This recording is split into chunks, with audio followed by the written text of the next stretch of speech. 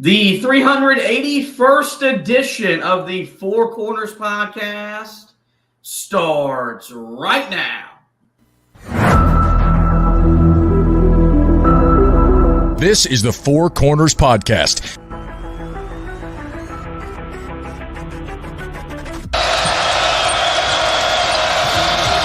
that could make a difference. Lawson at the buzzer. Got it! Maybe not. Ty Lawson wins it at the buzzer. Deep three. And Green rips down the rebound in traffic. 4-on-1. What a great job. What a terrific job in transition. I mean, you couldn't plan that any better as a coach. Gets the roll. Here we go. Page has it. Carolina down 1. 84-83. Page into the front court with 4 seconds. Page to the rim. Got it! 9/10 of a second to go. Inbounds. Washington gets it to Warren. His full court shot. No good. Marcus Page baby. Does it for the Tar Heels. Carolina wins it. Don't force it if you're Goss. Comes in. Blocked by Meeks. Buried up ahead to Jackson. And he tucks it down for the 5-point lead. Matthews off the mark. And this year the confetti is going to fall for North Carolina. They're not going to be denied this time.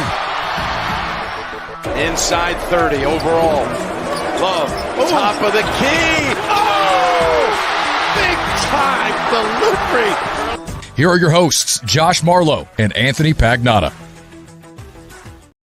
Hello and welcome into another live edition of the Four Corners podcast. We are powered by Carolina Electrical Services. Josh and Anthony hanging out with you guys on a Tuesday night, which means that we have news to talk about with the season been over for Carolina. And last night the season came to an end for the sport in its entirety with UConn completing the back-to-back mission, winning the national championship, and really setting up what might be the next dominant dynasty we see in college basketball. But we're here to talk about Carolina after the news broke earlier this afternoon that Seth Trimble has decided to enter the transfer portal, the second Carolina guy that will exit the program via the portal. And this decision came before we learned about the future of RJ Davis. So this was definitely on the cards, but I think we all thought if RJ came back, Trimble would leave. But if RJ didn't come back, Trimble would stay. Right now, we don't know the status of RJ Davis. So we'll talk about that. We have an update on Carolina's interest in finding a new facility to play their basketball games.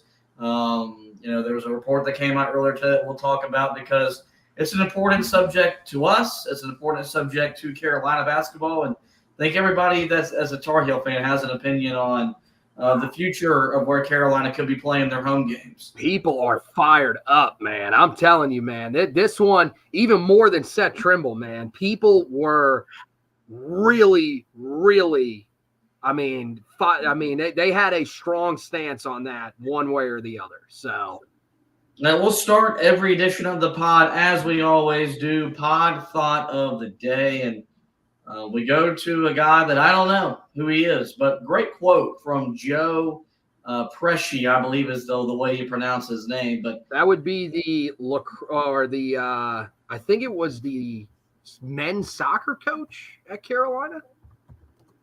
Yeah, I don't know. I believe. Anyway, his pod thought, his quote, it's all about the kids and all about the relationships and the people.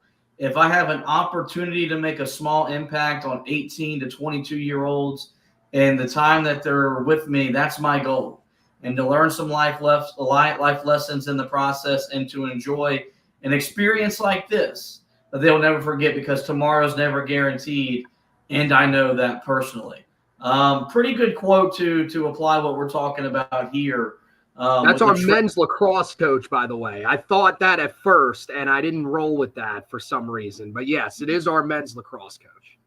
Okay. But a very applicable quote for what's going on right now. And, one thing that Hubert talks a lot about is I can't coach you unless I know you. and you can't play for me unless you know me. And relationships have always been the core of sports.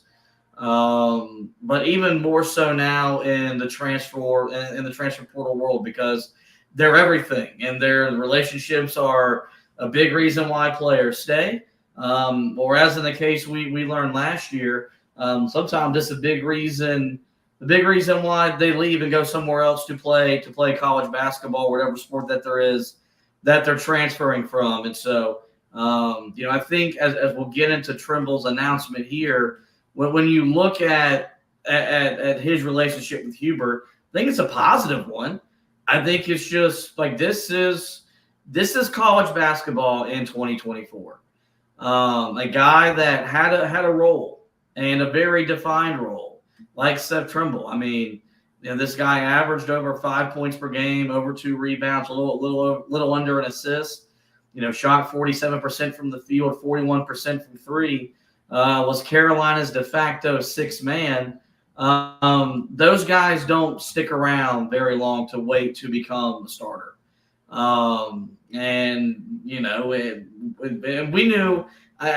knew this was going to be a possibility very early on. Like from some of the college basketball people that I follow, they were talking about it during the season that schools like Marquette were going to go after Trimble with the way that he played, and with his role being unknown going into next year, they could probably promise him a starting role and more minutes and a higher NIL package than what he's getting at Carolina. And every single one of those things, they matter in the current climate. 5 years ago, this wouldn't even be a thought.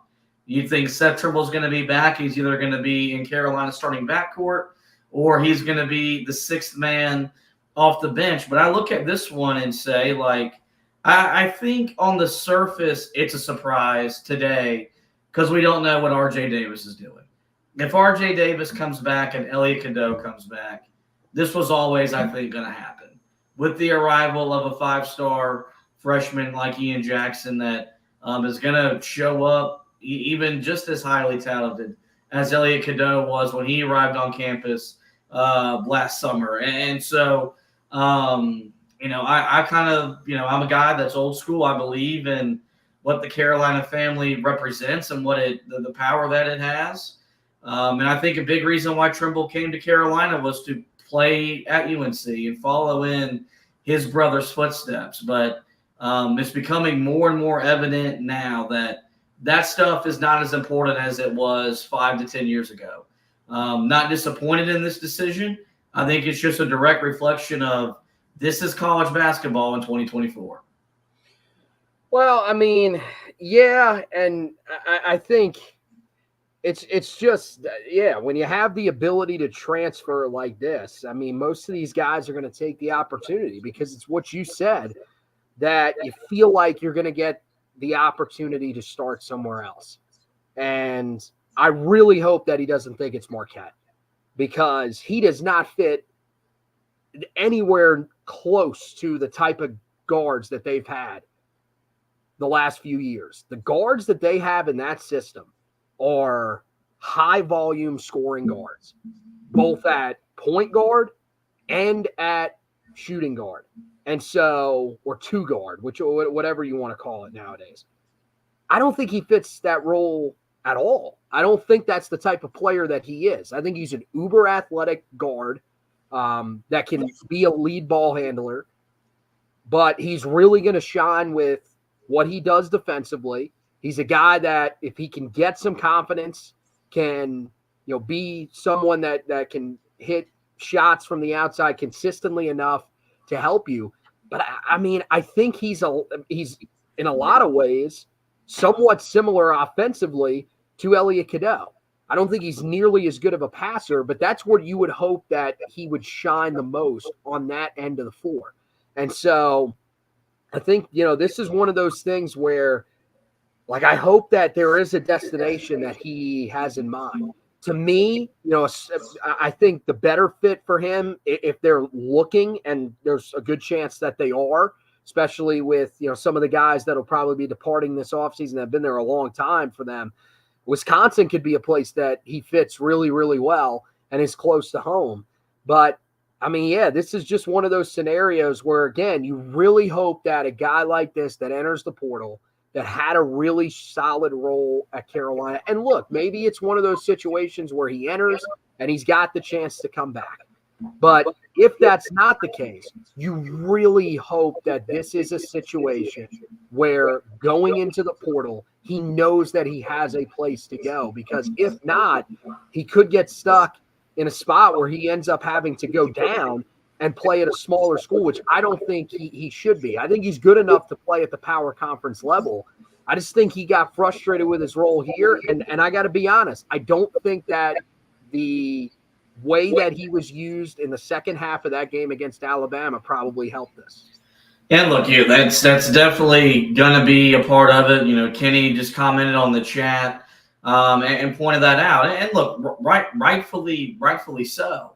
I don't think that Carolina lost the game because Seth Trimble didn't play in the second half against Alabama. No, I agree with you. And can we say this too? I really, really hope that is not the sole reason. If that is the sole reason, then I mean, man, that's tough, because I think that's a moment where Hubert Davis just made a decision, and who knows, maybe we don't agree with this line of thinking, but maybe he did just make the wrong decision.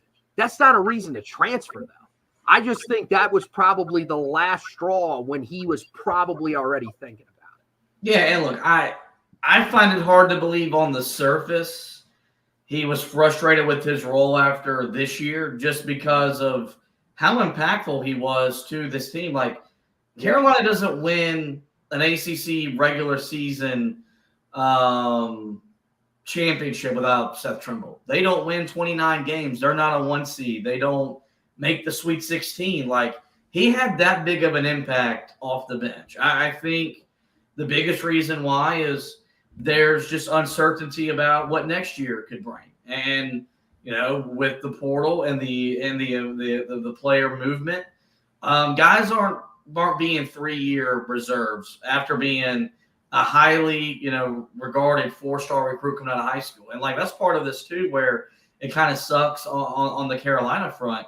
He was the first big recruit that Hubert Davis landed after becoming the head coach. I mean, if you remember back to his recruitment, everyone thought he was going to Michigan. He ultimately ends up in Chapel Hill. Little over a month after Hubert Davis was named as Carolina's head coach. Like, so it was a very quick momentum shift for UNC to get him in Chapel Hill. But you know, we've seen Will Shaver, who was the first ever recruit, transfer out. He's at UAB. No one really gives a dang. But, you know, Seth Trimble is the first major recruit, or is the first of the first that were really a big for Hubert on the recruiting trail to transfer out. And so for me, I think you look at it as just so much of an uncertainty around next year as a reason why he left. And Greg Ward, a guy that comments with us virtually every time we're on here, said Seth not playing in the second half was flat out crazy. I agree to disagree. I'll reiterate the way I felt during the game. When I was watching the second half of the Alabama game, for whatever reason, and maybe it's just because you're caught up in the moment, and in the tournament, you don't think and process things like you do during a random game in February. Never once dawned on me that he wasn't on the floor. Like, I was fine with the lineup that Hubert Davis opted to run out. The second thing he commented is the most accurate, which is the portal is a blessing and it is a curse, because right now you're looking at it and say, and how's Carolina going to replace their sixth man off the bench? And in a lot of ways, it's a tough question to ask that we don't necessarily have the answer for on April 9th. But we could have the answer December 9th, which is Carolina may have found an upgrade, whether that's whoever they bring in the portal, or maybe Ian Jackson, if depending on the way this backcourt shakes out, maybe he's the sixth man off the bench, and maybe he's the reason. Maybe he becomes a blessing. And so I do want to have just a conversation though about the portal. Because I mentioned that this is basically the second straight offseason. Carolina's sixth man is transferred. And it's one that, when it happened last year, it kind of caught everybody off guard because it was, hey, you're going to come back, you're going to have a role. Same thing with Seth Trimble. Like, he was going to have a role on this team no matter what next year. He was going to be penciled into Carolina's rotation one way or another. So is this a concern for Hubert Davis and his program that virtually back-to-back years his best player off the bench has left? Or is it kind of just more of a reiterating what I've been saying, that in 2024, your sixth man off the bench, in the ACC, that person isn't sticking around for another year where he might not be a starter? No, I mean, I don't think it's anything to be too concerned about because of all that, the stuff that we talked about. One, I think you look back at the Puff Johnson thing, and with Puff, like, dude, he went on to be a starter. Now, I mean, look, it's at a spot in Penn State that, didn't have a ton of success this year after Micah Shrewsbury left. But, I mean, look, he had, a solid year for himself. And I think that's what he was looking at. He wanted to be a starter. That was his ultimate goal. And for him, I think, you look at it, and Carolina was probably going to recruit over him. This one, to me, like, if he doesn't transfer, I don't think that they are bringing in somebody from the transfer portal. I really don't. And that's what blows my mind. Because last year they were hell-bent on going into the portal and finding starting caliber players. This guy, I mean, for Trimble, that wasn't going to be the case. And yeah, maybe you weren't going to be a starter, although, got to be honest, we have no idea because we don't know what's going to happen with RJ Davis. So, I mean, that's the thing that it sort of shocks me a little bit, as you brought up, is we thought this would be a decision that would come after RJ made his decision. And the fact that he has already gone ahead and said that, I mean, look, again, I think maybe he has promised that he is going to be a starter somewhere else. And if that's the case, then that's fine. It is what it is. Guys value being starters. But my thing for him is that even different than Puff Johnson last year, man, you were playing 17 minutes a game off the bench. You saw how valuable you were. When you went down with an injury, I mean, you saw the difference that for Carolina on both ends of the floor when you weren't out there. So you were going to be a valuable part of this team next year. It's interesting, but yeah, I mean, I think it's a product of the times that we're in terms of the transfer portal, NIL, all that kind of stuff, where guys know their value or, think they know their value, whatever. And it's resulting in some of these decisions. Ultimately, I don't know what ends up happening. And I really do hope it works out for him, because I think this is a decision that he's making probably to go a little bit closer to home and be a starter. But yeah, as we've seen, nothing is guaranteed. And it's one that I think could leave us all scratching our heads at the end of the day as well. When it's all said and done. Yeah, I think it's, I think, this is what is, that's not going to stop. Like, this is going to happen again next year, and then the year after that, and then the year after that. They're not tightening up the transfer rules. I mean, there's going to be, you're probably looking at a situation where now guys will be able to transfer as many times as they want and play right away.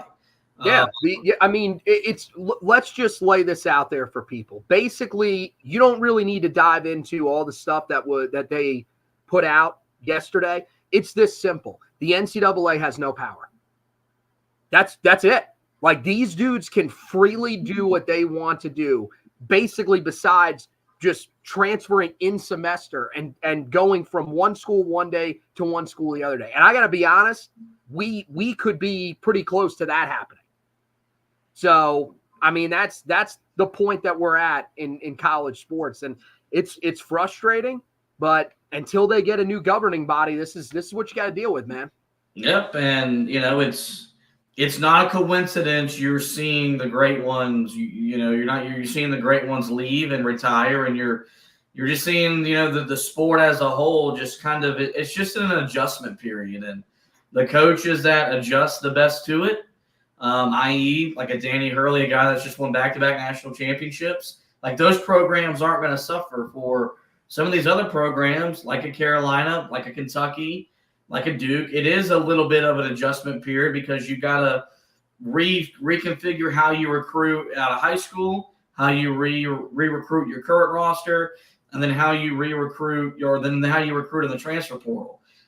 I think the thing is, and we've kind of talked about it, is the most surprising part about this decision is that it comes before RJ Davis has made his decision. And look, I think for all intents and purposes, we expect RJ Davis to go through the NBA draft process that he can be allowed to go through before making a decision to either stay in the draft.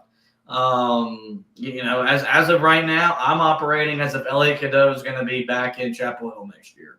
Mm-hmm. I think for as visibly frustrated as he was after the game and the way that it was voiced on social media about what happened in the game, I think if he was transferring, he would have already transferred. Could be wrong, long way to go. I think Elliot Cadeau is back in Chapel Hill next year. Of course, we know Deja Kelly, RJ Davis's girlfriend, she entered the transfer portal yesterday on the women's side of things, which, of course, brought up a whole nother skepticism and, rumors and about, what's going to happen with him. Is this a sign, though, that I think for guys that are I don't know about you, when I lay my head down at night and I say my prayers, I pray that RJ Davis comes back to Carolina for 2024, 2025. Are you looking at this decision by Trimble and maybe finding it easier to believe that Davis, comes back to Carolina for a super senior season next year? Yeah, I mean, a little bit, but I don't know how much this really says. I think, and I'll say this: a lot of people are concerned that RJ will enter the portal and go somewhere else. I think that the thing that you wonder with Deja going elsewhere is, will RJ be done with basketball, at least on the college side of things, and say, I'm going to go wherever she goes and follow her career for this year. That would be the thing that I would wonder if that's the way that he would possibly be leaning. But I do think that this is interesting. This makes me feel a little bit more confident that he is coming back. To me, it almost, I mean, I'm with you. I would be stunned if Elliot Cadeau isn't back next year after this decision, because I thought it was probably one or the other. Yeah. Because you've got Ian Jackson coming in. So I think that there is a really good chance that Cadeau is back next year. Now it's just about figuring out RJ. And I think, this will be one that they'll let him take his time with if he hasn't made up his decision. I would imagine that he has, and they're just kind of waiting in order for him to make the announcement. But I don't think that there were a few people that were saying, oh, this means he's definitely coming back. I would caution you to hold off on that just a little bit. But I would say if you're somebody that is a little more negative, is concerned that he's going to be leaving, I would say that this should give you at least a little bit more hope that there's a chance he returns. Yeah, look, I've operated under the assumption, if I'm being honest, that he's leaving. The only thing he has left to do is win a national championship, and it's a really hard thing to do. I mean, I can remember Roy Williams telling Tyler Hansborough multiple times during his senior season, I can't guarantee you're going to win a national championship, so if you want to go pro, go pro. And even if RJ doesn't make money in the NBA, he's going to be a professional basketball player somewhere. But I have also said that I think for a guy that knows, that cares about a legacy, that cares about leaving an impact. Going 0-9 from 3 in a season-ending loss isn't the way you want to go out. And that's not the way that ultimately we would remember R.J. Davis, unless you're just, a pathetic and miserable human being. I think you would like to remember him as a guy that gave this university everything he had for 4 years, the ACC Player of the Year, all the moments he gave us this year throughout his 4-year career. Like, that's the way I hope you want to remember him. But I do think there will be that motivation I don't want that to be my lasting image. We've seen it with Jeremy Roach at Duke, a guy that keeps coming back because he keeps failing in the tournament and wants to be remembered in a positive way. So I do think there is going to be some of that motivation to come back and to defend what you did. Come back and win another ACC regular season title. He could put himself to become the all-time leading scorer at Carolina. Get another 1 seed in the tournament. You've got the tournament will be in Raleigh next year to play close to home once again and have a chance to go on a deep tournament run. I do think all of those things are going to weigh on him. Ultimately, it depends on what the draft tells him. If he finds himself working his way up draft boards, even if he's in the second round, I think he's gone. The only way that I think I think the good way that you can see him coming back is, and Carolina doesn't vocalize it, but it's very evident. They're not hurting on the NIL front. These guys are making the money that you want guys at the University of North Carolina making, and basically they're making the money they need to make to get those guys to come to Chapel Hill and want to stick around for the long haul. So I think it's going to be a long, drawn-out process, which isn't the most fun thing for us. It's something that I check my phone 24/7 because I know this news can come down at any moment, but I also think it's going to be a while before we get that announcement. Same thing with Harrison Ingram. I think he's going to put his name in the draft.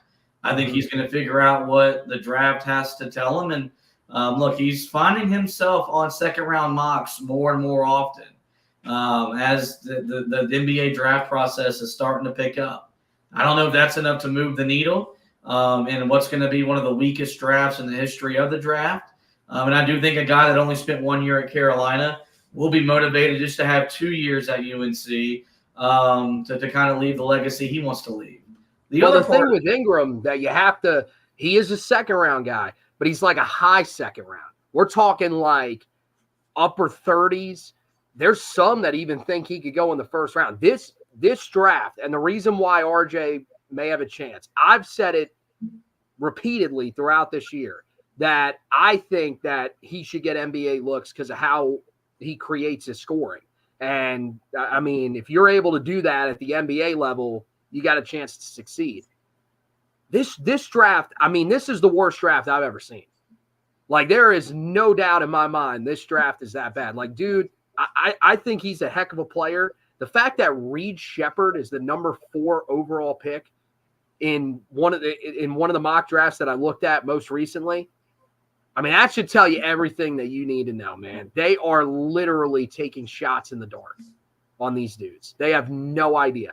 So it's a weird one where I think there's a good chance both of the guys enter, probably try to get some feedback, and they're legitimately going in saying, I don't know where I am on draft boards. There'll be people that'll tell them, experts, I don't know, man. We got to see you participate in the combine in order to figure out exactly where you stack up. And then they will probably make their decisions. But I will say, in terms of that thinking, especially for RJ, I think it's interesting that have we seen anybody declare for the draft yet? There's no one that has really stood out to me. So it feels like since everybody else is waiting, maybe that is the way that RJ's leaning. The most important thing that you want to see here is that we've seen it with other guys that have entered. So a guy like Bronny James, he has entered, but it's not really a ton of them. You just don't want to see enters draft and enters transfer portal because you can do both where you enter the draft pool, but you also enter the transfer portal so that your name's out there. As long as that doesn't happen, I think then there's a really good chance that he could come back.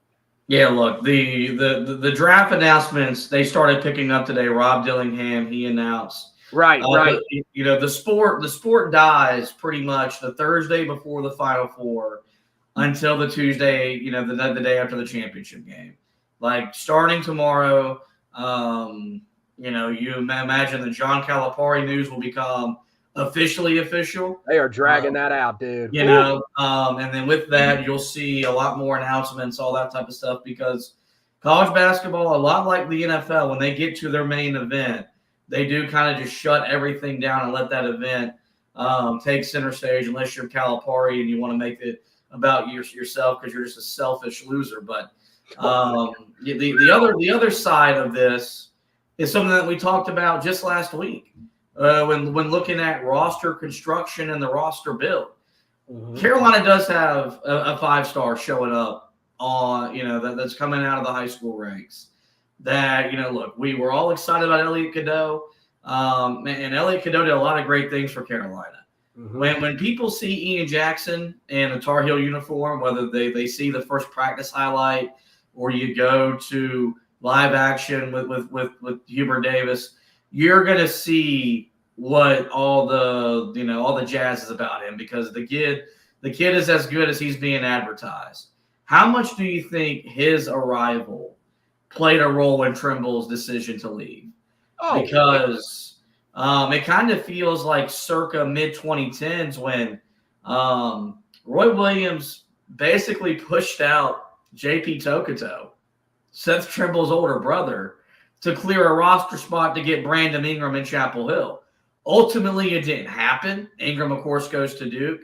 I think in the long run, it worked out well for Carolina because they won a national championship in what would have been J.P. Tokoto's senior season, if I remember correctly. Maybe he would have been gone by then, but it kind of feels like, not that Carolina forced Trimble out, but it kind of feels like Trimble was looking around and saw a 5-star coming in that, from a talent perspective, is more gifted than he is, and thought, if I couldn't start this past year, no chance I'm going to start next year with a guy that has more natural God-given ability than I do. Yeah, well, there's absolutely no way that he was pushed out. I don't see that, because again, there's no guarantee that Ian Jackson is going to come in and light it up. We saw that with a guy like Elliot Cadeau this year. That even though he's a guy that's a 5-star talent, man, there's a learning curve for these guys, and some of the things don't translate. Love, by the way, the visual recreation that you did there of him looking around. I mean, it's definitely got to play a factor, and I think that, you know, at a school like this, I mean, it's part of it, man. Like, you take a look around sometimes and say, man, we do have a lot of talent that's coming in the same room that I'm in, at the same position that I play. And it probably is a little bit concerning. Now, the thing is, for him, it's interesting, is that he's a guy that probably was going to play the one spot, was probably going to be alternating with Elliot Cadeau most of the year. Ian Jackson is not a point guard. Like, that's the most important thing for people to realize here. He is a guy that is going to play the 2-guard spot, and he's going to create his own scoring. But it does limit the amount of guard spots, you know, the amount of playing time at those guard spots overall that will be available. So I think it affected it a little bit. But again, I think it really just it goes back to what does that decision for RJ Davis ultimately end up being? If he makes the decision to stay, and this is known, which you would imagine that inside of the team facilities, those decisions are probably already known. They had the meetings, they had that last week.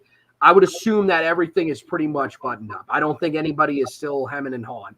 I think at some point, Hubert probably said, look, man, you guys got to make a decision, because we got to know what we got to do in the portal, and, you know, who we have to be more aggressive with at certain positions, and who we can stay away from.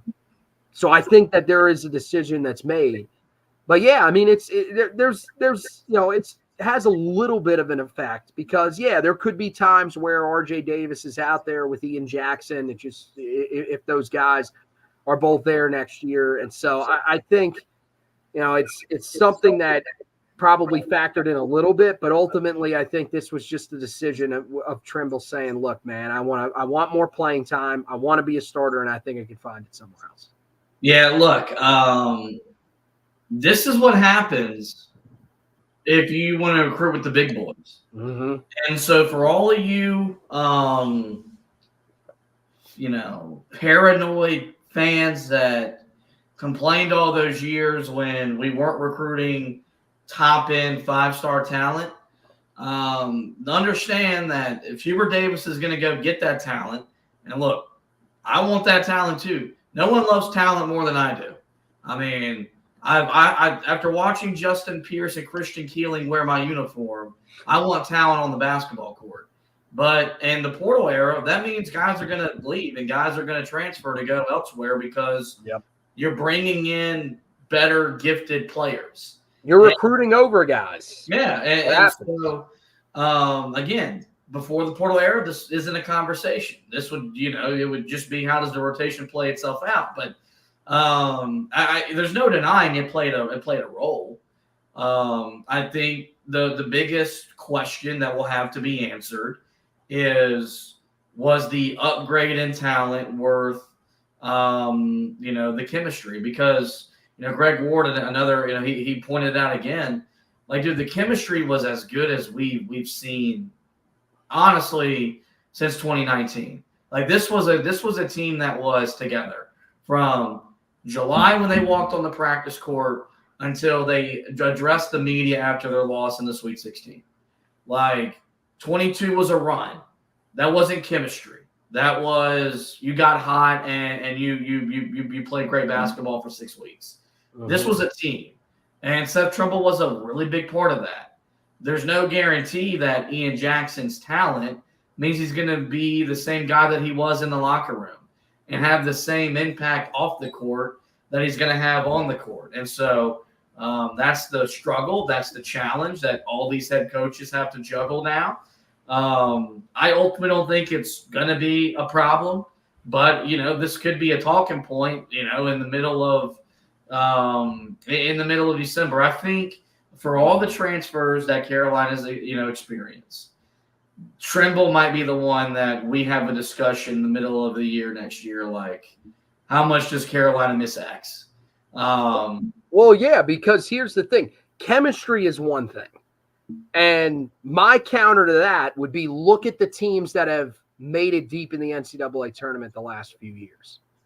Man, they've had transfers all over the place. Like, this is what it is, man. As a coach, you have to be able to get these guys to work together quickly. Because, look, if Carolina doesn't bring in Ian Jackson, there's still a chance that Seth Trimble transfers, and then you're bringing in a transfer. So either way, it's a new guy that you have to fit into the group that you had last year. And, I mean, look, they're going to have to do it anyways. I mean, Greg listed it out there, man. Mondo, Cormac, and you don't know about RJ and Ingram. Like, you could have a whole new group of guys. So, yeah, that's just an overall concern. And even if Trimble comes back, I don't know if that team is anywhere near as cohesive as they were the year before. Like, yeah, he could be a leader, but he's also a guy that would be a first-time starter, so there'd be a lot on his plate. What is he? We don't know a ton about him because we didn't see him as a full-time starter. Is he an extremely vocal guy? Would he take that step? We have no idea. But the area that I think if we come back and look at him compared to whoever on the roster, even Ian Jackson, man, Ian Jackson – I don't have any doubt in my mind that he will probably be a better offensive player than Seth Trimble. That's no slight to Seth Trimble. That's just watching Ian Jackson and seeing how good of a scorer he is of the ball. The thing that you wonder is how much will you miss him defensively? Because there's no doubt, and I said it when we broke down that Sweet 16 game, I didn't think he had his best night defensively that night. I thought for the majority of that game, Paxson Wojcik was better on the defensive end of the floor than he was. But there is no denying that Seth Trimble is your best perimeter defender and probably your best overall defender this past year. And I mean, look, man, Leaky Black was really good, but he was right there with them even the year before. He is special on that end of the floor. The thing is you have to figure out, can Ian Jackson be good enough on that end of the floor and be that good offensively that it sort of overshadows what you will be losing in him? Or is there somebody else that you can pick up in the transfer portal? We're going to see, man. This is one, I got to be honest, even dating back to some of the ones from last year, this is probably the most significant one so far. Yeah. Like, I think Puff Johnson, you could have made the case, but I think even with him, there were more question marks to him than there are with Seth Trimble. I think Seth Trimble's a really, really solid player, a tremendous defender, and there was a lot of value there. So this one hurts, man. We'll be talking about this one, no doubt. Yeah, and I think a lot of it for Puff is a lot of it was Seth, a fan favorite and a guy that was easy to root for, a guy that was puking his guts out on the national championship stage. That resonates with Carolina fans. And, Trimble may not have done that, but he did a lot of things that resonated with Carolina fans. And I'm with you. I do think, Caleb Love is the one that will always stand out because of, the relationship and everything. But it was. Yeah, how hard was that, honestly? Because we were kind of at the point where it was like, yeah, this has to happen.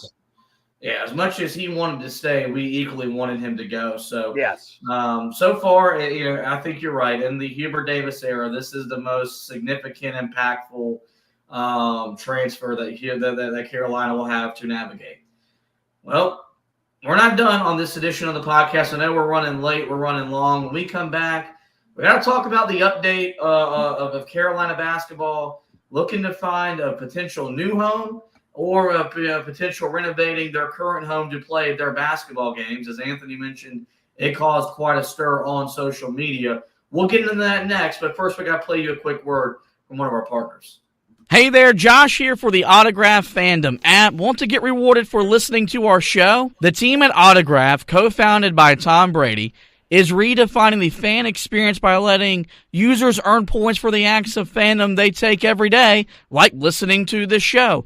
The Autograph Fandom app gives you access to your favorite UNC content in one place and offers rewards like tickets, exclusive merchandise, and much more. You're already listening to our show, but now you can earn points and get rewarded for it. Head over to the Apple App Store and search for Autograph Fandom Rewarded and download it today for free using the referral code HeelTough. Link and code are also in our podcast description. Welcome back inside the Four Corners podcast, guys. Hanging out with you live on a Tuesday night. We just kind of talked through every angle of Seth Trimble's decision to transfer, what that means for RJ Davis potentially coming back, the arrival of Ian Jackson, and so much more. But we do got to talk about, I guess, the update that was provided earlier today about Carolina basketball officially doing their homework, if you will, to find their next basketball home. Remember, we dedicated a whole segment or a whole episode to this during the season when it was reported that Carolina was seeking to find answers and, possibilities of where they could play basketball in the future, mainly because the Dean Dome, as special as it is the front porch of the university. When you think of Carolina, you think of the Well, you think of the Dean Dome.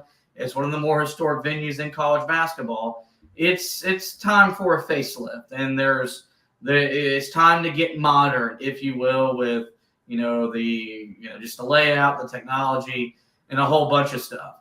I'm actually going to turn it over to Anthony, because he filled out this edition or filled out this part of the segment on our podcast sheet, and he saw a lot of comments on social media about it. So, what can you tell us about the latest as Carolina basketball begins to do their homework about where they'll be playing basketball in the next, foreseeable future? Yeah, people were fired up, man, because it was a report from Brian Murphy, who does a tremendous job, legal analyst, does a lot of stuff on the sports side of things too for WRAL. Wrote an article today talking about, great headline, no more Dean Domes. That immediately brings people in. And it said Carolina's studying on and off campus sites for the new basketball arena. And so in the article, it says, and this is stuff that comes directly from a briefing that the university put together. It's a project brief, which is basically them laying out what they're planning to do. And it says that, quote, it is anticipated that between 3 and 5 different sites will be studied, and that these sites will be comprised of both on and off main university campus property, though all will be within Chapel Hill. So will not leave the city, but again, as we expected, they will look both on site and off site, which is we debated it a little bit. That's where I think most people are fired up. A lot of people on social media very against the idea of it being off campus. The one thing that I will say is that if they are going to get a new facility, we kind of laid this out. There are not many spots on campus that you can actually put it, because the campus is a little bit smaller than people probably realize. It's still a pretty big campus, one of the biggest in the United States. But the thing is that they have put a lot of stuff on campus. So a lot of the areas that you're looking at probably the parking lot that is next to the Smith Center currently. And there's a couple of other spots that they have looked at and said that they might be able to fit it, but it's going to be tight. So that's where, if they're going to go with a completely new facility, then you probably are going to have to take a serious look at some of the off-campus sites. Another thing that they said, according to the project brief, is that the new facility, quote, seeks to create a dynamic environment that supports the planned academic uses and, where appropriate, additional mixed-use development that provides university and community benefit along with the additional revenue opportunity. So basically what that is they are looking for this to still be a place where they can host graduations and stuff. They can still host other academic events in there along with the sporting events. It can also use it potentially for some community stuff and things like that. They want it to be a staple of the community and something that people view as a place to go. And for them, it's important that it's not just sports. Sports is the main thing that carries it, but you want it to be a spot that you can use very similar to some of the other stuff. And one of the things that's really interesting as well in here is that they are looking at this as not only an option for the men's team to play in, but also for the women's team. It would be both teams that would end up playing if it's a new facility. So they want to use it for a lot of different things if they're going to build a completely new facility. So, I mean, that's different than what we've seen in the past. And, one of the things that they will have to do is, for each of these locations, the consultant, the group will have to provide site studies, site plan, massing study, which I don't know what that is, a parking, traffic, and transportation study, to show you that it's an area where they will have enough room for people to be able to park, make it convenient, and also that it's not going to back up traffic and really make it inconvenient for the city as a whole. A market study, feasibility analysis, which I think is the most important thing, is it actually a feasible thing to put the venue there? Is it something that is affordable? And that's where you get some of the cost and revenue implications for each site. So really, I think the biggest thing that I take away from this, honestly, and I'm interested to see what you think as well, the fact that they are looking at 3 to 5 different sites, I'd be pretty stunned, man, if they're going to build in the exact same spot. I think they are going to be moving this news. It will be somewhere else on campus. It might be literally right next to the current Dean Dome, but I think it would be stunning to see it actually in the same spot that it's in right now, just being rebuilt. Well, they're doing the right thing, which is they're getting every feasible answer and option presented to them. to have the best informed decision of what to make. And look, I think I said it, and I think my answer is the best answer, which is renovate what you currently have and leave it where it is, because it's not in a bad spot. It's a very, it's a convenient place to get to, and it's pretty convenient to get in and out of in terms of with the way that they do the shuttles and everything. But plenty of parking around there as well. That's another thing that, we talk about parking on campus is pretty tough. Dude, I will say this, around the Smith Center is probably the best parking that you have. You have multiple parking garages. You have all of those different lots that we've laid out. It's a lot more, like, to me, if the Smith Center was like what Keenan is, where you basically have one parking deck and then you have to find parking pretty much in the same areas that you park for basketball, then it would be more understandable where they would say, look, we want to move it on campus to somewhere where there's better parking. You really don't have a better spot on campus in terms of parking than where the Smith Center is. Yeah, the most important thing is no matter what avenue they go, you do it and you do it right. And I think for as long as this project's been put off, because if we're being frank, this should have been what Carolina did 10 years ago when they were upgrading and renovating their on-campus facilities, because it's the most important one.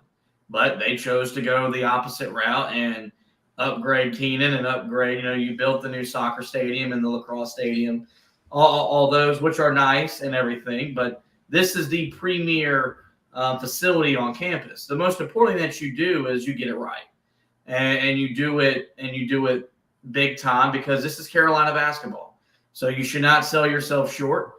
You're not going to have a problem getting the money that you want to build the facility that you want, to create the environment that you want, and to do everything that you want to achieve. And so I appreciate that they're being open and honest and transparent with what they're doing, because it is a sensitive topic, because I think there's a legitimate shot that the Smith Center as we know it won't be, where Carolina's playing basketball in 2034 when we're sitting here on the Four Corners podcast talking about Carolina basketball. And that's a hard pill to swallow because of all the memories and all the moments that have been made for, of course, the team itself, but the fans that, support the program. But when you look at Carolina, as much as any blue blood, they've played in a lot of different gyms. So you've got Woolen, you've got Carmichael, you've got the old Tin Can, like a lot of history and a lot of different venues. Of course, you got the Smith Center. It wouldn't stop if they went somewhere else. And so I appreciate the honesty, the transparency. And I think no matter what they do, if they go somewhere else, there will be some initial pushback. But by the time that facility is built, and by the time we all gather to watch Carolina play basketball, we'll be pleased. Because as much as they're doing this for the program, they're doing it for us, to give us the best atmosphere, the best experience that we can have as fans when we go to the arena, because it's getting more and more harder to convince people to get off the couches and go to the actual games with the advancement of technology, where you've got better viewing. You can go to the bathroom, all that type of stuff is a lot more easier, a lot more convenient. So whatever they decide, we might not like it at first. I think when it's all said and done, though, we'll be pretty happy with whatever they give us with Carolina. Ultimately, in the down the road, moves into their new basketball home. With that, that's going to wrap up this edition of the podcast. A little bit long form edition here tonight, but we haven't spoken to you in 5 days, and in the off season, that feels like an eternity. So we appreciate you guys that were sticking with us live on Facebook and on Twitter. In the meantime, I'm going to encourage you to visit the website, HeelToughBlog.com. Anthony had you covered on Trimble's decision to enter the transfer portal. He wrote about that and what it means for Carolina moving forward. Some news out of Mac Brown's press conference today. 2 guys will miss the remainder of spring practice. We have you covered on that front. We want you to just visit the website every single day. That's HeelToughBlog.com for the latest and the best Carolina basketball and Tar Heel football coverage. As for the podcast, you guys know where to find us. Every major podcasting platform. Simply search the Four Corners Podcast where we will pop up. We're there. We encourage you guys to rate, review, and subscribe. That way you don't miss any editions of the show throughout the basketball offseason. Well, with that, guys, this is going to wrap up this edition of the show. Doing like Anthony once again for hosting with me. We want to thank you guys for listening. And as always, go Tar Heels.